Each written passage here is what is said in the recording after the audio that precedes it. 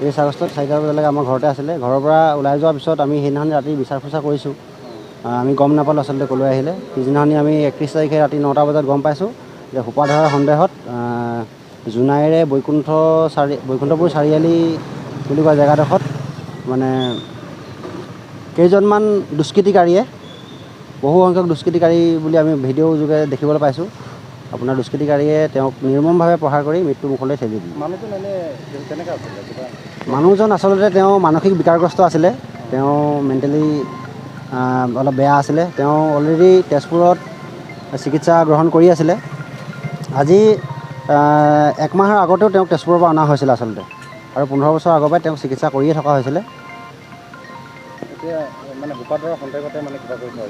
আমি তেনেকৈ শুনিবলৈ পাইছোঁ, সোপা ধৰাৰ সন্দেহত তেওঁক মানে ইয়াতে ৰাইজে প্ৰহাৰ কৰিছে।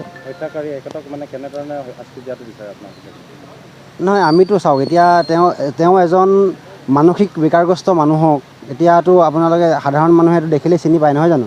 গতিকে তেওঁ মানসিক বিকাৰগ্ৰস্ত নে সোপা ধৰা, গতিকে আমি ভাবোঁ যে তেওঁ যিসকল দুষ্কৃতিকাৰীয়ে তেওঁক মানে প্ৰহাৰ কৰি এনেকুৱা এটা মানে মৃত্যুমুখলৈ ঠেলি দিলে, তেওঁলোকে মই ভাবোঁ মানে শাস্তি পাব লাগে। দোষীয়ে উচিত শাস্তি পাব লাগে, তেতিয়া আমি অলপ মানে ন্যায় পাম আৰু আমাৰ মৃতজনেও ন্যায় পাব। ক্লাছ 4 কোন স্কুলৰ? জ্ঞানজ্যোতি একাডেমি। আচ্ছা, দেউতা কেতিয়া ওলাই গৈছিলে ঘৰৰ পৰা? কাল পৰহি সন্ধিয়া ওলাই গৈছিলে। তাৰপিছত মাৰিলে বুলি কেতিয়া গম পোৱা? মাৰিলে বুলি 9টামান বজাত গম পায়। গম পাইছা?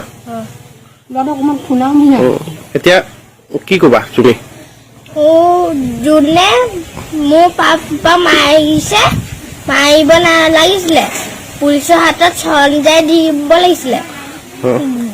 আমাৰ পাপা মাৰিলে আৰু বেলেগক মাৰিব নালাগে। কি বুলি মাৰিলে তোমাৰ পাপাক? সোপা ধৰা বুলি। ঠিক আছে।